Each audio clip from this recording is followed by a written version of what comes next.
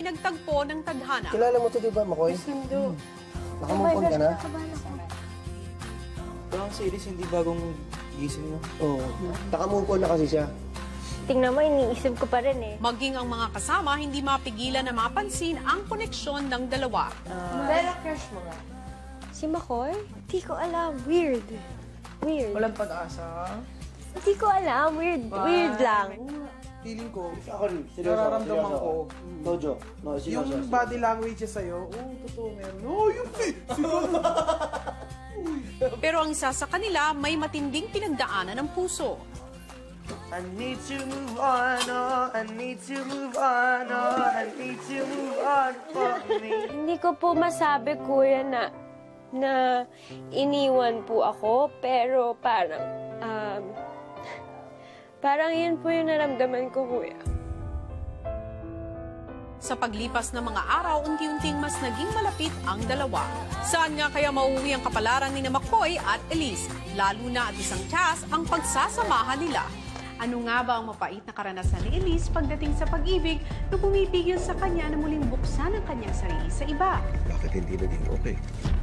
Kuya, dahil po kailangan pong itago kung ano man po yung relationship namin noon. Pero, kuya, sa totoo lang po pag nakikita ko po kasi siya, naalala ko po yung dati. Di ko po kasi sure, kuya, kung yung kaibigan po namin na yun, yung nga po yung pinag-move on ni Elise. Yung pinakaayaw ko kasi talaga yung nagtatalo ng kaibigan eh. Siguro isa yun sa dahilan talaga na kaya pinipigilan ko yung sarili ko din.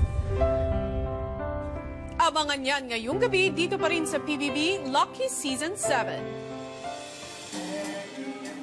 Habang naghahanda ang housemates ng kanilang hapunan, Parang totoo talaga. Totoo. Di ba naman sa mga Kaya nga kanina pa ako naghihintay. Tapos yung mga tao. Doy Bom! Hideo! Doy Bom! What is that? I'm hungry. Pero best na rin na. Bakit kaya rin nakikita nung ay, yung pangalawa. Second chance. Just put that there. Bakit? Kaya pag niluto ko ng pork chop, ayaw ko ng matigas. At least na naman nakakanatak. Pag-grill ko. Bakit? Game.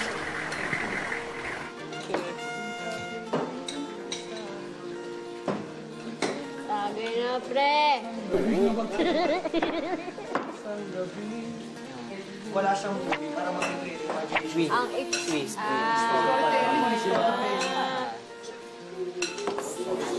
Sister there.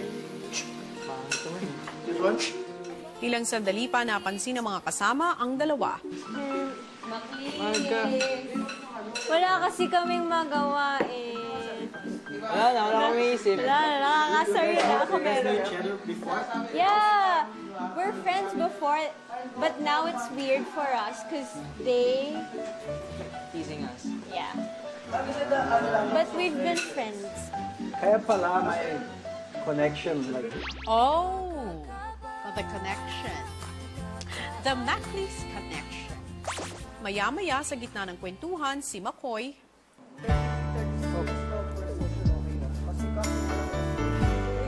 Talaga, walang ano yung pahinga. You know, Makoy and Elise connect.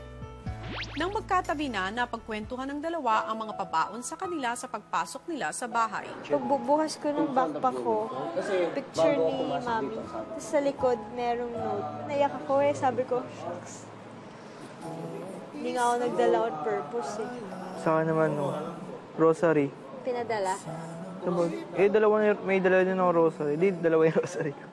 Pag gusto mo, Ay, oo, ganyan. yung nanay ko din. Kaya ba ni Rico yung close? Close? Close. Sakto lang. Pag doon naman kasi. Lahat na. Walang ano, mas close. May mga time na, sino yung... May time na siya yung palagi ko nakakausap. May time na iba yung palagi mo nakakausap. Maya-maya, ang buhok naman ni Elise ang pinansin ni Makoy. Bakit? Problema? Hindi, nakaraan kasi parang gulo-gulo. Karaan? Nakaraan, oo. Karaan. Pag natuyo to, ganun ulit yun. Ba't ganun? Ganun talaga? O Patay dito na lang? siya eh. Patay na. ba short hair ka? Gusto ko, ayaw nila. Hanggang sa muli na namang naglaro ang dalawa.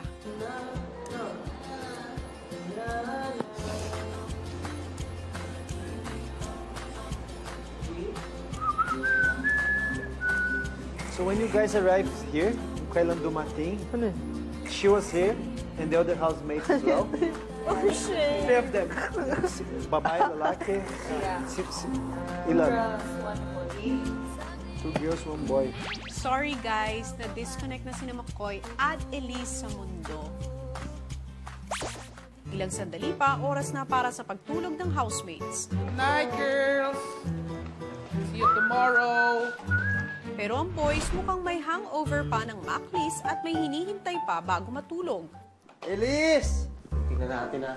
Tatakbuhan ako, bad. Ako pagod na ako manghula eh. Titignan ko talaga kung meron itong dalawa. Para ito, nag-good night na dun ah. Pag ito pa, Pumasok.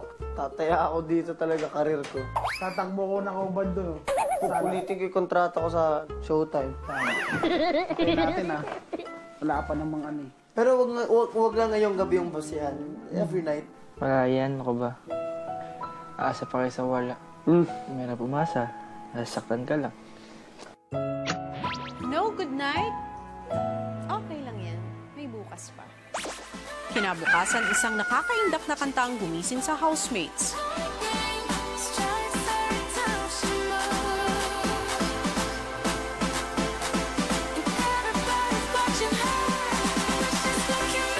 Pangsayaw yung tugtog eh. Tingin mo. Baka nga party. Bakit yung party? At nagsimula na silang maghanda para sa isang bagong araw.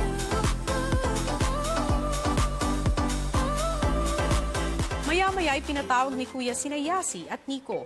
Magandang umaga sa inyo. Good morning, Kuya. Kaya ako kayo pinatawag dahil dito sa loob ng aking bahay ngayon, napansin ko kayong dalawa, Yasi, Nico, Yes po. ang dalawang aktibong housemate sa pagsasayaw. Yes po, Kuya. Thank you po. Bata pa po ako, Kuya. Lagi po akong binibidyohan ni Daddy. So, mahilig na po talaga akong magpapansin sa kanya. Dati, nung bata pa po ako. Tapos parang, doon po nagsimula. Tsaka yung both parents ko po, Kuya, sumasayaw eh. Pero hindi po professional. Parang mahilig lang silang gumalaw. Doon po ako una talaga pong nakilala. Nagsimula po yun, isa ko pong mall show. Nagre-rehearse po ako sa hotel room. Yun, nag-viral yung Turk It Like Miley. Yun po yung una. Tapos yung pangalawa po, yung work. Bored lang din po ako nun, Kuya. Nag-viral din po yun. Yung trumpet challenge naman, Kuya, after po ng tutorial namin. Malaki pa lang naidurot sa'yo ng pagsasayaw, ano? Super, Kuya. Nico, Yes po, Kuya. ikaw naman. Hindi ko po masasabing magaling na po ako sumayaw, pero masasabi ko po, natuto na po ako at marunong na rin po. Napakalaking bagay po sa akin ng pagsasayaw kasi yun po yung isa kung bakit nanalo rin po ako sa Showtime. Nagsayaw po ako nun sa gandang lalaki po nun. Natutuwa ako sa mga kwento nyo. Kung ano yung mga naidulot dito sa inyo, sa buhay nyo, at sa mga sinusuportahan nyo. Nang dahil sa pagsasayaw ninyo. Kuya. Dahil dyan, meron akong ipapagawa sa inyong task para mas maipakita pa ninyo, mas maipakilala pa ninyo ang inyong sarili bilang magagaling na mananayaw. Ngayon, ang nais kong mangyari ay gumawa kayo ng bagong choreography na makakapagpahanga at magugustuhan ng marami. Yes po, Yes Kuya. po, Kuya. Kanina, narinig nyo ba yung wake-up call? Yes Opo, po. Kuya. Nais ko ay gumawa kayo ng isang kakaiba at magandang choreography base sa kantang yun. At gusto ko rin ay kayong dalawa ang gumawa nito, kayong dalawang mag-partner dito. At gusto ko rin ay pumili kayo ng dalawa pang housemates na sasama sa inyo para i-perform itong gagawin yung choreography. Apo, Kuya, Kuya. maklis na lang po. Maklis na lang po, Kuya, para ano po sila, sweet po sila eh. Para matuwa po yung mga ka-housemate po namin. Sige, diskarte nyo yan. Opo. Paglabas ng confession room, Partner kayo ni Makoy, partner kami. Hindi naman kailangan na, pero may dance together na Task to? task natin. Ano daw? Task namin ni Yasi, pero pinaghanap kami ng partner. So kayo yung naisip namin. Pasayo tayo, modern pero may pagka-sweet. Yasi, Yeah? please make it easy. Yeah, sure. Ano ba, parang Naisip ko parang kami muna ni Nico, tapos kayo, tapos apat tayo. Ilang sandali pa, sinimulan na nilang gawin ang task.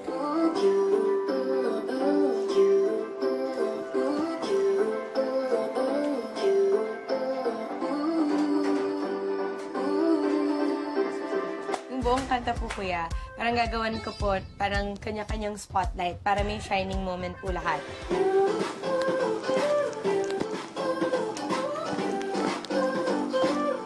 Forgot. Sorry.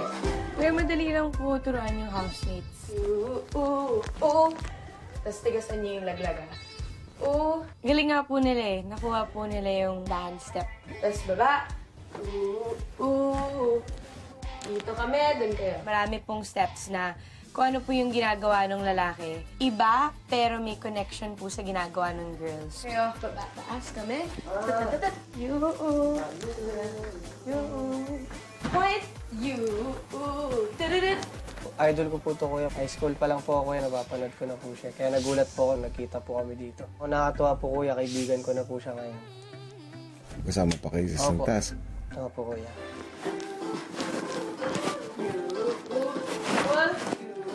Kumusta naman yung dalawa niya pang kasama? Naglalambingan tuloy. Sumusunod naman po kuya. Nagulas ako. Okay naman po sila. Hindi naman po sila nagkakahiyaan kuya. left, right, left, and forward, and back. Cute nga, kuya eh. Cute sila. Patok po talaga kasi sa aming housemates. Sa aming housemate yung dalawa. Ang maklis po talaga.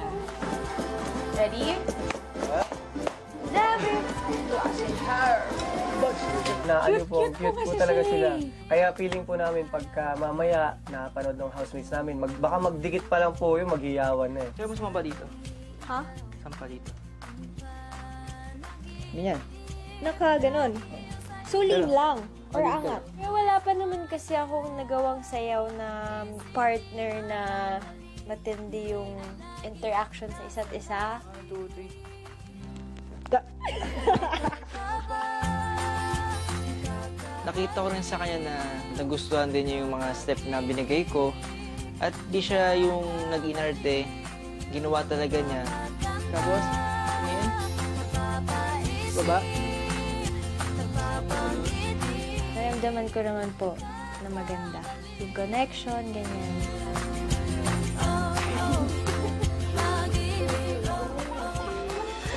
Maya-maya, ipinakita nila kay Yasi ang nabuong sayaw. Nagkamali sa pagpili. Ayun talaga. Ayun na talaga.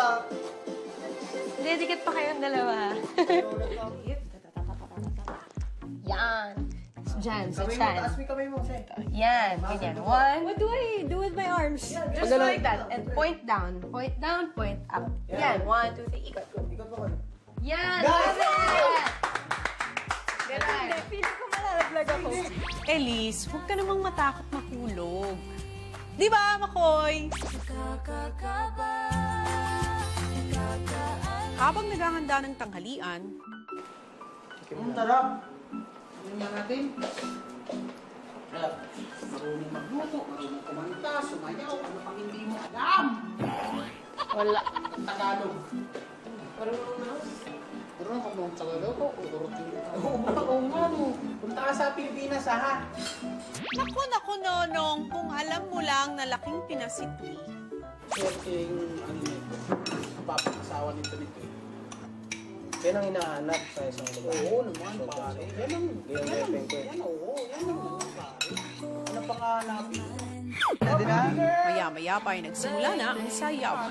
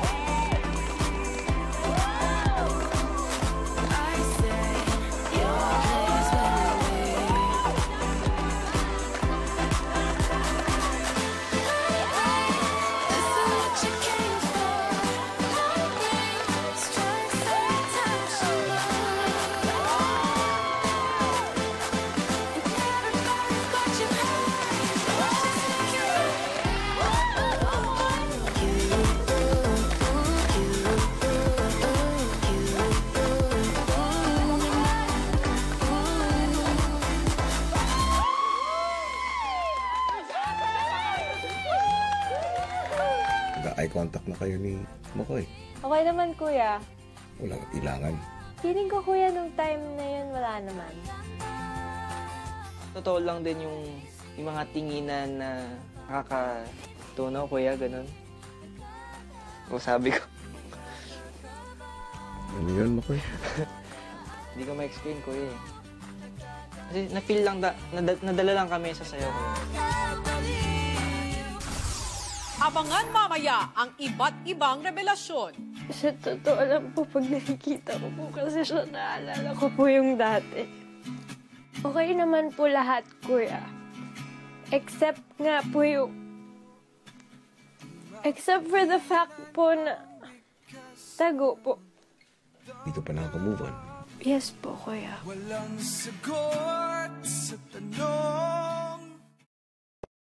Talagang patuloy ang panunukso ng mga housemates kina McCoy at Elise, kaya naman kinausap sila ni Kuya at layunin niya na lalo silang makilala at malaman ang kanilang mga pinagdaanan.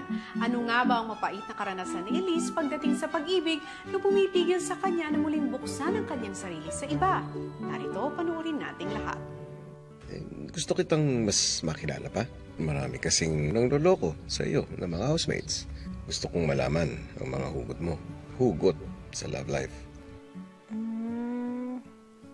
Kuya, feeling ko po, tingin po nila na hindi pa po ako nakaka-move on. Ano ba ang pananaw mo tungkol sa pag-ibig? Love is a sacred thing you give to someone you fully trust. I mean, you give not your all but your best for that person po. Sa mga karanasan mo ba sa pag-ibig, hindi mo pa nakikita ang totoong pag-ibig? Totoong pag-ibig, baka hindi pa po, kuya. Baka pwede nating simulan sa umpisa. Kilala ko ba to? Yes po, kuya. Sino nga ba ito? Starts with J? Puro J kasi. Puro J nga, kuya. Ayoko na nga ng J, kuya eh. Simulan na lang natin sa unang J. Kuya, yung unang J, it wasn't planned. Katrabaho ko po siya noon, pero hindi naman po namin type yung isa't isa. Pero, nung nagkakilala po kami, parang na-open up po yung life ko sa kanya. Tapos ganun din po siya. So, parang dun po ako na hulog. Log. Corny. Hanggat sa naging okay po, and then hanggat sa hindi na naging okay. Tapos Hindi yun na naging po. okay. Bakit hindi naging okay? Kuya, dahil po, kailangan pong itago kung ano man po yung relationship namin noon. Siyempre, sa nanay ko po, kuya, hindi po naging okay yun. Kasi, unika iha po ako ng nanay ko. Hindi po okay sa kanya yung tinatago ako. Ganun. Siyempre po, sa akin din po, hindi naman po okay yun. Pero nung time po na yun, tinitiis ko po, kuya. Tama. Ang totoong pag-ibig, pinagmamalaki pa nga. Hindi itinatago. Bakit kailangang itago? Dahil daw po sa trabaho po niya, kuya. Sakit kapag itinatago. Siyempre po, kuya. Sobra po.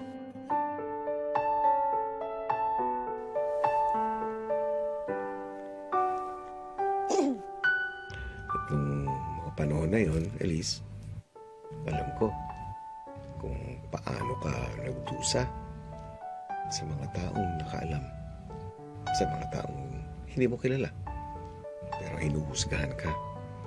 Tama ba ako? Yes po, kuya. Actually, sa first J po yun and sa second J. More on the second J, kuya. Pareho ka kasing kailangang itago? Opo, kuya.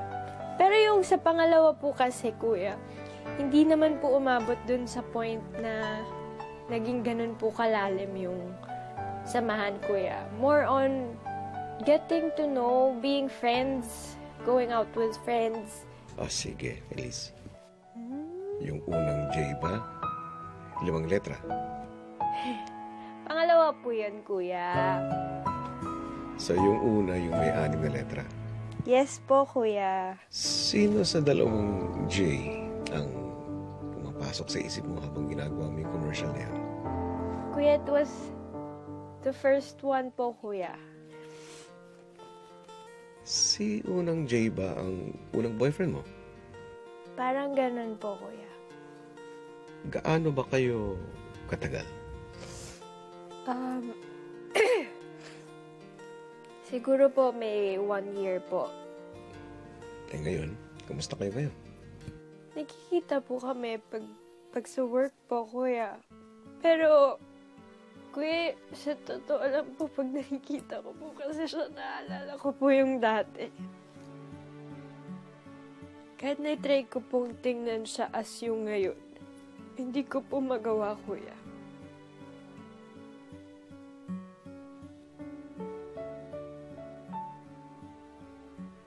Anong epekto nito sa'yo ngayon, Elise? Yun nga po, kuya, hindi ko po magawang parang mag-trust sa tao po, kuya. Pero tinitingnan ko na lang po as a good thing. Kasi syempre, yun nga po yung nagamit ko sa commercial. Elise, Kuya, alam ko, mabuti kang tao. Masakit. Dahil nasasabihan ka ng hindi maganda. Ng hindi totoo. kuya, yun nga po yung kinakatakutan ko rin po paglabas eh. Na dahil po nabuksan yung mga kwento po, kuya. Mangyayari po ulit, kuya, yung dati. Elise, nandito ako para makausap mo. Just be yourself, Elise. Mamahalin ka ng mga tao dahil ikaw si Elise. Not as the girlfriend of anyone, but you, yourself. Naintindihan mo? Remember, just let go. Si third J, yung 3 letters. Opo, kuya. Kilala po siya nung 2-in-1 housemates po. Nagsaslice it on the left together sila. Nakakailang lang pagkalabas ko ng bahay. Tapos magkikita kami ng kaibigan na yun. Sa boys' bedroom, pinag-usapan ng magkaibigan si Nico at McCoy si Elise. Hindi, walang tayo lang naman dalawa. Nahihiya ka lang ba kay Elise o sinasakyan mo lang? Crush Ano, lang. love team sa labas. Hindi. Ako din naman yung parang pinipilit mo yung love team mo sa isang lugar. Hindi, kaya nga wala na lang dahil sa love team. Medyo type lang ba, ganun? Hindi ko alam, hindi ko masabi. Ayoko naman kasi ng may masaktan yun actually, yun yung pinakasagot ko. Tsaka kaibigan natin sa labas. Oh, ano naman? Kamove on na yun. Hindi yun. Uy, yun ang maling ng mga tao. Si third J, yung 3 letters. Opo, kuya. Kilala po siya nung 2-in-1 housemates po. Nagsaslice it on the left together sila. Naging best friends po kasi kami talaga, kuya. Sa kanya ko po na-feel na hindi po tago, kuya. Kaya po parang nasayangan po ako kasi ngayon po, wala na po yung friendship ko, kuya. Ayun, kuya. Kinausap din ni Kuya si McCoy. Pinakaayo ko kasi talaga yung nang tatalo ng kaibigan eh. Siguro isa yun sa dahilan talaga na kaya pinipigilan ko yung sarili ko din. Di ko po kasi sure, kuya, kung yung kaibigan po namin na yun nga po yung pinag-move on ni Elise. Pero sa akin naman po, nakarelasyon pa rin niya yun eh. Nakakailang lang pagkalabas ko ng bahay. Mas magkikita kami nung kaibigan na yun. Mas okay na yung friendship na lang yung iti-treasure kaysa yung unay mo pa yung girl. Ganun. Dahil ba sa pinagdaanan mo? Kuya, galing mo ah. Opo, kuya. Ayun, kuya, may niligawan ako. Parang gustong-gusto ko talaga. Siyempre, pinakilala ko sa mga kaibigan ko. Proud ako kasi nga, ito yung gustong-gusto ko talaga ng babae. Pagkatapos ng get-together, nalaman ko na magka-text na sila. Yung kaibigan ko palaging kinukwento yung babae. Sige, bahala ka na, ganun. Ayoko masira yung pagkakaibigan dahil lang sa babae, kuya. Ayoko maramdaman yun ng kaibigan ko na yun. Gusto kong buksan mo ang sarili mo. Hindi lang naman ito tungkol kay Elise. Tungkol ito sa'yo. Huwag kang matakot. Huwag kang masyadong mag-isip. Just enjoy your stay. Apo, kuya. And be yourself. Kinagabihan, masayang naghapunan ng housemates. Init pala. Gusto niyo yung microwave natin? Mainit yung kanin. Pag pinatuwa mo ng rice na. Ulit ka ba? Pati kumakain, meron kayong connection. Sasayaw lang. Ganda yun, pag nagtitingin na kayo. Kaya ako. Sobrang yung chemistry niyo. Sobra. Sabi niya lang yan. Ngayon na mas nakapagbukas na ng saloobin sina McCoy at Elise, kasunod na rin kaya ito ng pareho din nilang pag-move on mula sa kanilang mga nakaraan. Saan nga kaya hahantong ang kanilang pagkakaibigan? Yan ang patuloy nating susubaybayan sa mga darating na araw. Samantala, bago matapos ang gabi, ang mga boys meron na muling inaabangan. Makuha kaya nila ito? Narito panoorin yung lahat. Kinagabihan bago matulog ang housemates. Pag yung pumunta dito, may gusto talaga sa'yo. Hindi mo pa din. Ha? Hindi mo pa. Paano nga pag pumunta? Pagka kinapos, existing na lang. Good night. Good night.